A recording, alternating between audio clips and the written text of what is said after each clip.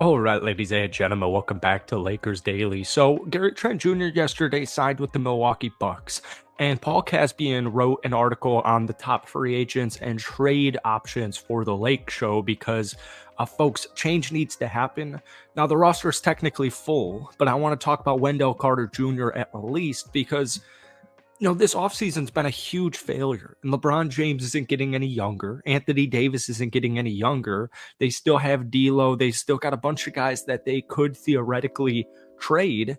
So we're going to get into a couple of those in today's video. But folks, I'm just not comfortable losing Taurean Prince and Spencer Dinwiddie and just picking up Dalton and Bronny through the draft. I do think a full season with JJ Redick as opposed to Darvin Ham being the head coach, I do think that will make a difference because at the end of the day, the Lakers were not that bad of a basketball team last year. It just felt like they blew every single fourth quarter lead that they had, especially in the playoffs. But, the Lakers are still a very good roster. They're still a very good team. And the coaching change was the biggest move they've made thus far in the offseason, but there are still some roster holes. Now, the issue is they have a full roster. So we're going to have to get into a couple of things, which we're going to talk about in just a second. But before we do, if you guys enjoy this video, hit that like button. Hit that sub button for daily Lakers content. You guys show so much love on this channel. Thank you so much. If we could try and get it to 100 likes, that would mean the absolute world to me. So here's Jovan Buha of The Athletic, and he was explaining the Lakers' money situation here. As things stand, the Lakers have a full roster of 15 players with guaranteed contract. They're also roughly $45,000 under the second apron of nearly $189 million. That combination means they can't sign any players in free agency or add any additional players or salary in any trades. They have 2 first-round picks to trade, 2029 and 2031, as well as multiple first-round swaps and second-round picks.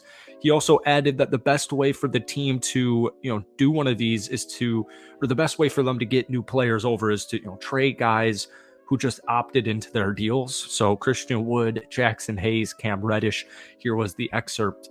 They can either send out more players than they receive in a deal or salary dump Reddish, Wood, and or Hayes, along with a second round pick or two, onto a team with roster and financial flexibility. If the Lakers traded 2 minimum players, they'd have enough room under the second apron to sign a player to the $5.2 million taxpayer mid-level exception. They could also add a player in a trade or sign players to minimum contracts. The big guy here is you also have D'Angelo Russell, who just opted into his $18.7 million contract.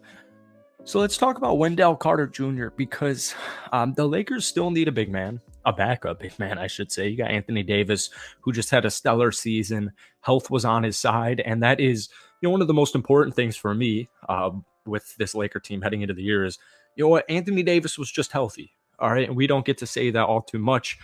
So Wendell, Sean Devery of Heavy.com previously reported that Carter Jr. is still a potential trade candidate for the Lakers as of July 10th. Now, the time of this recording is July 17th, but the offseason is long, and I don't know why that would ever change. Here was his quote: fairly young, probably a little undervalued because of his red flags, aka injuries, and still tapping into his skill set.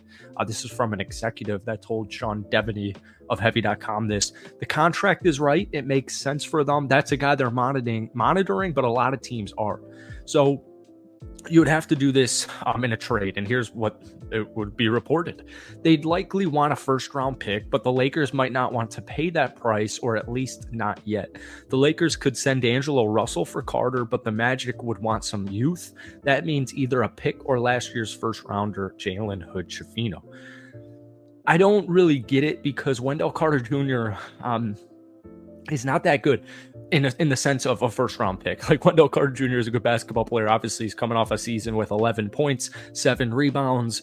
He's not a crazy rim protector. He's only had one season where he's averaged over 1 block per game. That was back in 2018 when he was 19 years old playing for the Chicago Bulls. He's only had one season where he's played over 60 games. So I think you would be able to leverage the fact that, this is his 7th NBA season. He's 25 years old, which is crazy. He has 2 seasons, though, left remaining on a 4-year, $50 million contract.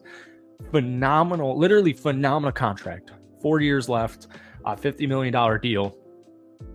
52.5% from the field last season, 6.9 rebounds as a starter. But like I said, he only played 25.6 minutes per game. This was the lowest he's ever played since he got to Orlando back in 2020, 2021. And his stats have just gone down the last couple of seasons. This or last season, 2 years ago, 15 points, 9 rebounds, 2.5 assists. He is a 34% 3-point shooter, but that was not really a thing when he first got into the league over in Chicago. So he can still stretch the floor for the Lakers because this past season he made 1.2 threes on over 3 attempts, shooting 37.5% from downtown. The year before it, made a 3.5 on 4 attempts per game, shooting 35% clip. So he got a shot. He was able to develop a shot, which he did not have coming out of Duke into the Chicago Bulls. I just think this is a great backup big man, and I think he would be a great spot starter whenever his name got called. But the the Magic wanting a first round pick for him, I would rather give JHS than a first round pick. But the thing is, if we're given JHS and a first round pick, well, I would love somebody else. I know the Magic have just had a crazy offseason here. They were going after guys like Clay and Paul George, but they have a ton of dudes on their roster, especially at the guard position. So I think you'd be able to walk away with them. If I'm, like I said, if I'm giving up like a Cam Reddish, JHS, and a first round pick with D'Angelo Russell or something like that, I'd like Wendell Carter Jr., and I'd also like a dude like Jalen Suggs or Cole Anthony. But regardless, if you bring in Wendell Carter Jr. because of his contract, you probably are going to lose D'Angelo Russell. So once again, I'd like a little bit more ball handling back in that trade because, like we heard from JJ Redick, he plans to have LeBron James more off ball this season. So, there are still some moves they could make as far as backup bigs go. I think the Walker Kesslers the trade rumors have kind of died down here, but I know Utah's open to trading him. I know like the Knicks want him. I would say if I'm going to give up a first round draft pick, I would rather have Walker Kessler than Wendell Carter Jr. But at the same time, saying that out loud, I would rather have a big man who can shoot. But yeah, if you're giving up a first round pick for Wendell Carter Jr., you got to throw a guard in there. And then, the issue with Walker Kessler and like a Colin Sexton or a Walker Kessler and a Jordan Clarkson is you're doing business with Danny Ainge. So is a deal ever really going to get done? And you're probably going to get shafted. So that's it for today. Hit that like button, hit that sub button for daily Lakers content. But guys, give me your thoughts on a Wendell Carter Jr. trade down below. Like I said, this article was from Paul Casbian, and he gave a couple of other options. So we're going to run through that list in the next couple of days. Thank you for watching. Hit that like button, hit that sub button. Give me a yes or no on Wendell Carter Jr. down below. Peace.